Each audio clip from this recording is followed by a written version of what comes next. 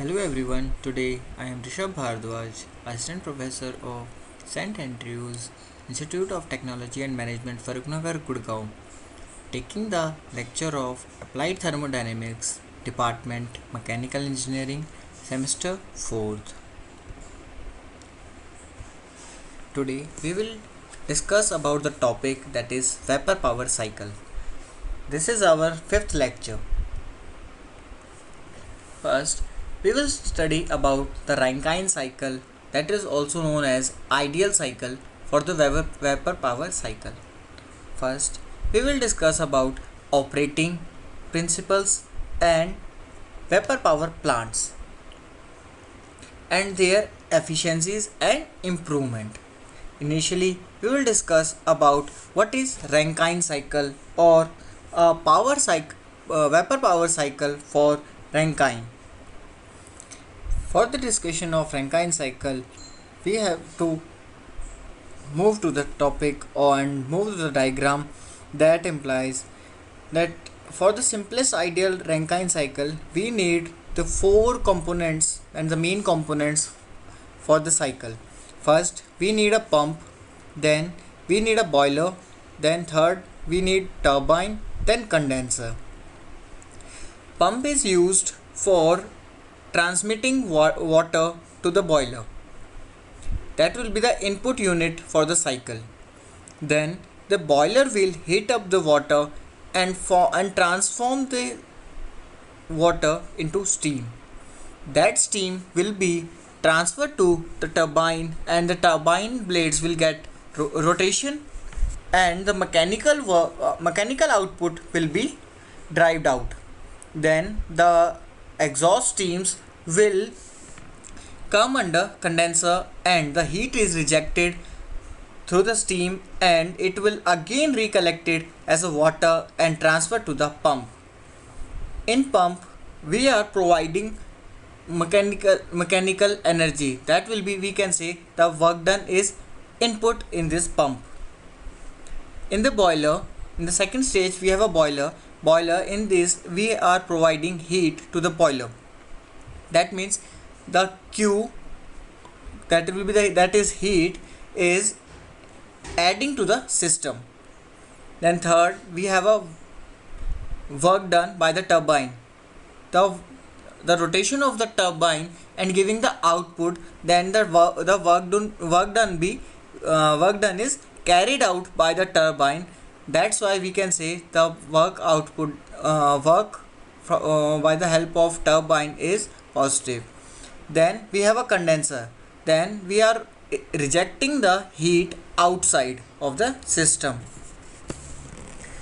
From the TS diagram, we can see a bell-shaped curve in which 1 to 2 process, that will be the pumping process, and 2 to 3 process, that will be the energy or heat adding process. That heat adding process will be rejected in the 4 to 1 and the work done by the pump is carried out at 1 to 2 process, and 3 to 4 process the work done by the turbine has been carried out. The left portion of TS diagram before the 1 and 2 says as the liquid state. Here the material of a substance will be in the liquid form, and if we are talking about the 3 to 4 process, at that point the phase of the medium will be gaseous, and below the 1 to 1, below the process 1 to 4, the medium of the substance will be solid. A hypothetical vapor power cycle. The hypothetical power cycle is consumed as the Carnot cycle. Carnot cycle is the mother of all the cycles. The Carnot cycle is operating between the two temperature. First, it says in the TS diagram that in the process 1 to 2, the entropy of a system will remain same and the temperature will rises up. In the second 2 to 3 process, the temperature will be constant and the entropy rises. In third process 3 to 4, all the temperature will goes down and entropies remain the same. And for the fourth process 4 to 1, the temperature is remain same and the entropy decreases. This is the all the assumptions taken in a Carnot cycle. As we know, the Carnot cycle is not a practical cycle. For the practical use, we have introduced a Rankine cycle, and we have following the certain limitations and the practical results from that cycle.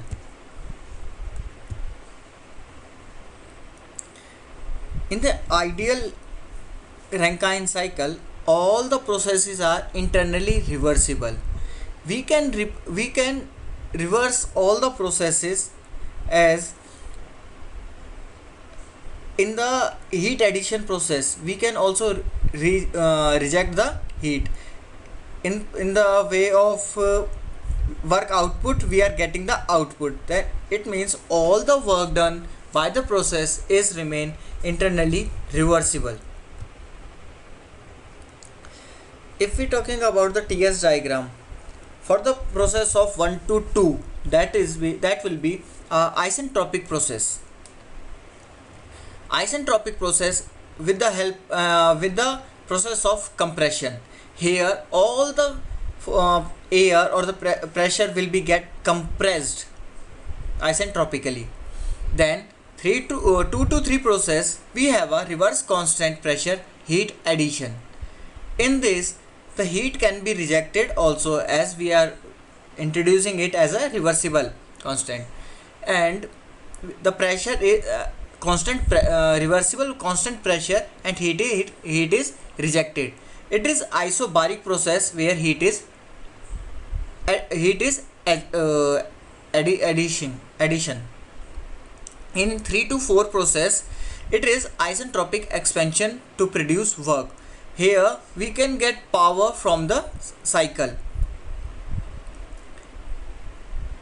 It is the isentropic expansion where we will get a mechanical work and which will be further converted into electrical work.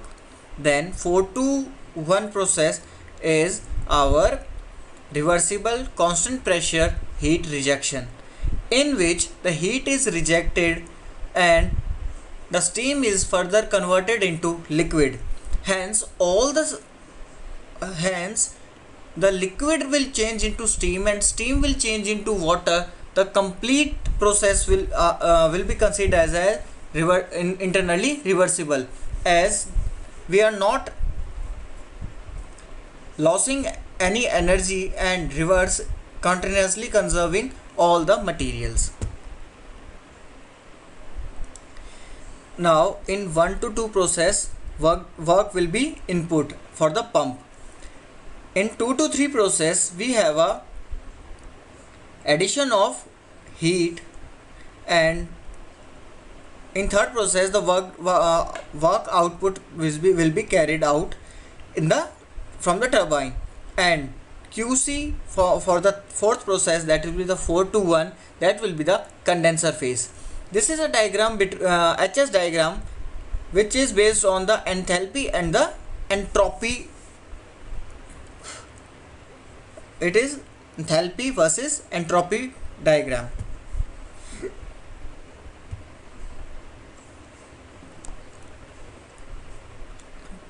Now, how can we find out the Rankine cycle efficiency? For this process, we have to find out all the processes constants and find out all the parameters, and then we will put it in the formula and find the proper efficiency of the Rankine cycle. For the work output, that will be the output carried by the turbine. That will be evaluated or counted as the H3 minus H4. It means the process S3 to H4, we have to distinguish between them and find out the actual values. Then work input, that will be H2 minus H1. Then we have a QH. QH stands for the heat addition, that is H3 minus H4. For the proper efficiency of the cycle, we have to put in the formula, that will be the net work done upon heat supplied. The net work done will be carried out by the work output minus work input upon the heat addition. By the help of these equations, we are able to find the proper efficiency of the Rankine cycle. The effect of lowering the condenser pressure on the ideal Rankine cycle. What will happen if the condenser pressure is get lowered down? In that case, the steam will not completely converted into liquid phase. So we have another two combination of liquid as well as the steam, and when we supplied water to the pump, then we have a two phases, that is the 2 to 1 or 1 dash 2 2 dash, in which the both values or the both steam and the liquid will enter into the pump and supply to the boiler itself. It will not provide any further efficiency to the system, but it will increase in work input net, that will be the work output upon work input, that will be get increased, and the pressure will be higher than the pressure will be lower than the initial. What is the effect of superheating of the steam to higher temperature on Rankine cycle? This is the condition in which the steam is superheated. By the help of increasing the temperature, we will convert the steam into superheated steam, in which there is no moisture present and that situation. From this, we are able to get 1 to 2 process are the same, and 2 to 3 process, that will be also the same, but the 3 to 4 process will be higher, and the process will be 3 dash to 4 dash, as the 3 to 4 process is for liquid phase, that contain steam phase that contain some moisture, but in the 3 dash to 4 dash we have a superheated steam. With the help of this, we increase the total work output or minus work input, that will the net work done, and the net work done will be increased. So the efficiency of the Rankine cycle will get increased with the help of superheating the steam. Now we will discuss about the effect of increasing the boiler pressure on the ideal Rankine cycle. If we increase the pressure of the boiler, that will help us to increase the temperature of the water, and the evaporation process will get higher, and we will get more steam as compared to the previous one. By the help of this, we are able to get higher steams, that will be the 2 dash to 3 dash, that increase the input of the heat supplied, as well as some values can be decreased. The process will be under the bell and 3 to dash. By this we will decrease the work output in 3 to 4 process, but we are adding the more heat to the Rankine cycle. By the help of this, we are able to alter either the increasing or decreasing the efficiency of the Rankine cycle. Now we have a hypothetical vapor cycle with superheat. In superheating, the working fluid rises to average temperature of heat addition.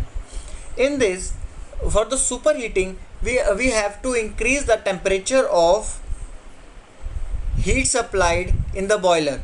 We have to rise up the temperature of the boiler, by which we are the expenses and the running cost get higher for this process, and simultaneously we get the higher efficiency from the Rankine cycle, but the input is also get higher.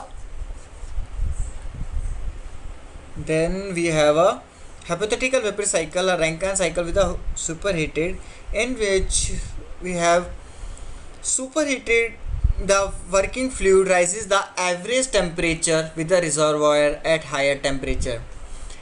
That action will rises up all the temperature of the complete cycle, as the turbine also gets the higher degree of steam, by which maybe it not be possible that turbine will withstand at that temperature, or that material is not withstand with that temperature, or the condenser have to face a higher temperature, and the efficiency of the condenser will get reduced by this process, but we will definitely find the maximum efficiency by this. Rankine cycle with reheat process. What will happen if we reheat the process again? Let's see. In F2A, this is the process of pumping. The water pump sucks the water from the sump and transfer to the boiler. In A to B, the heat will be provided to the boiler, and the boiler will transform the water into steam. Then from B to C, the turbine will get power steam, and the rotor will get revolved, and we will carried out some mechanical work.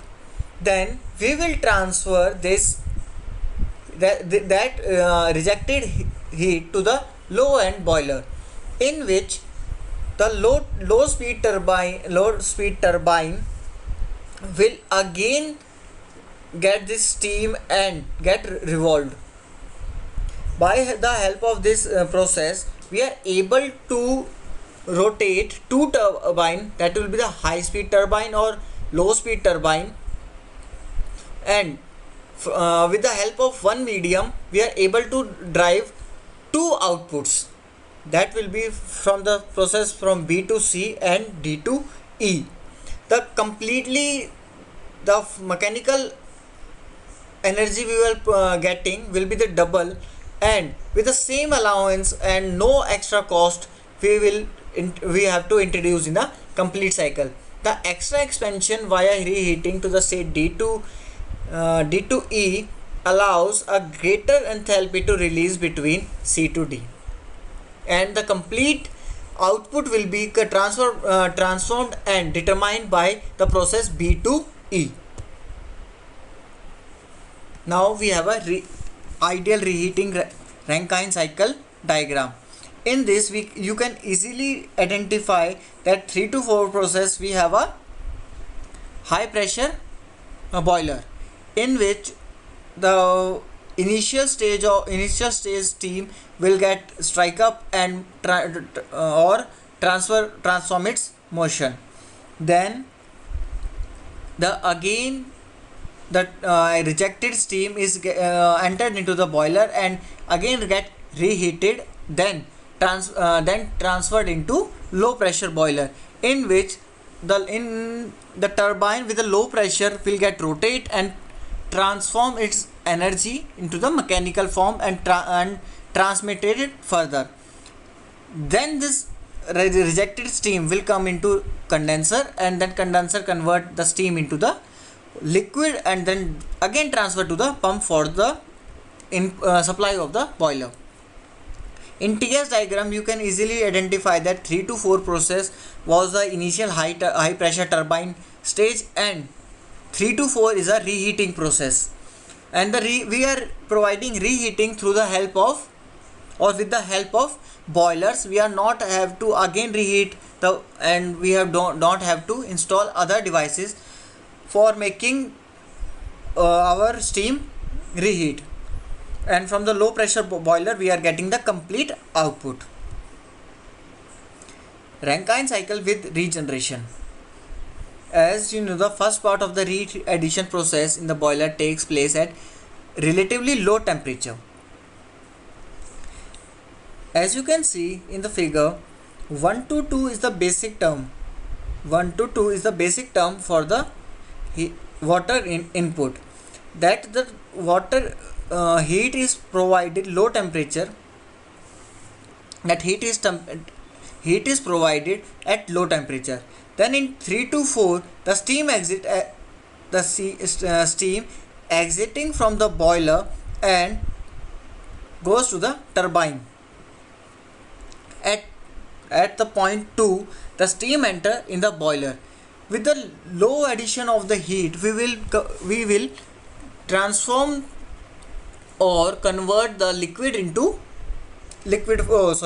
in steam form.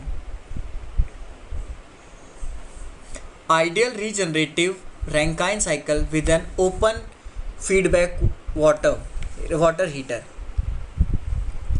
In this process, from pump, the pump is transfer the water into the boiler, then boiler transfer the whole steam to the turbine, and one output is enter into the condenser and other on the feed water heater. In feed water heater, the turbine rejected steam will heat the water and feed to the pump. This pump got high temperature boiled water, and from the condenser we are able to send the cold water. Then we will combinedly transfer this to the next level with the help of this process. We are able to provide a boiler a higher temperature water. By the help of this, the boiler don't have to work for more, or its efficiency will be higher as compared to previous one.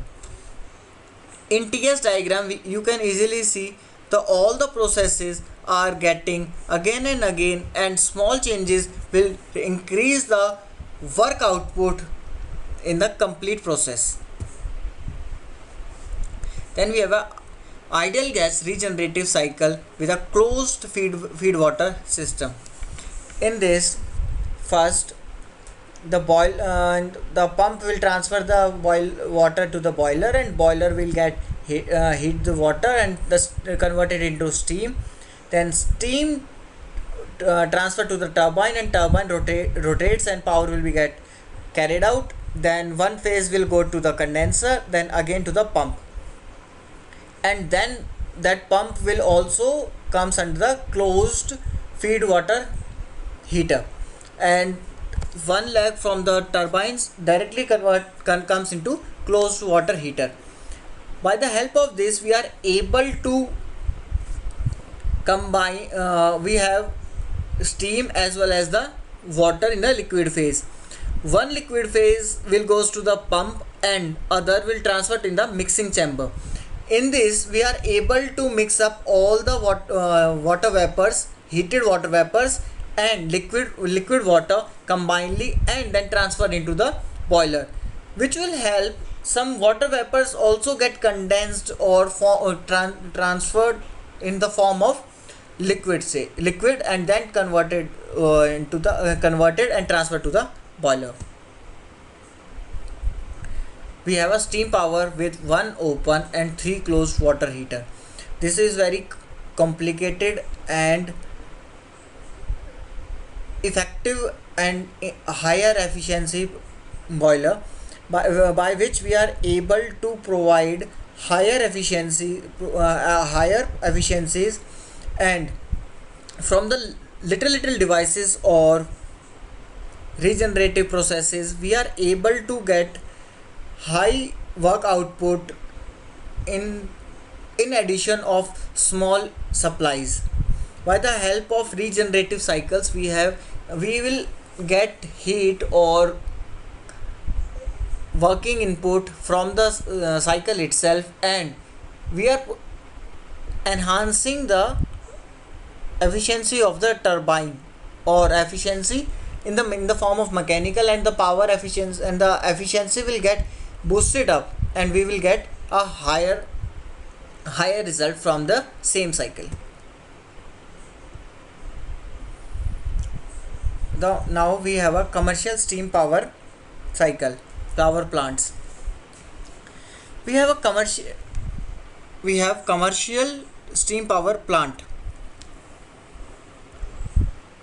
In commercial steam power plants, the heat transfer characteristics of steam and water permits extra combustion systems, and the compression of condensed liquid produce a favorable water work ratios.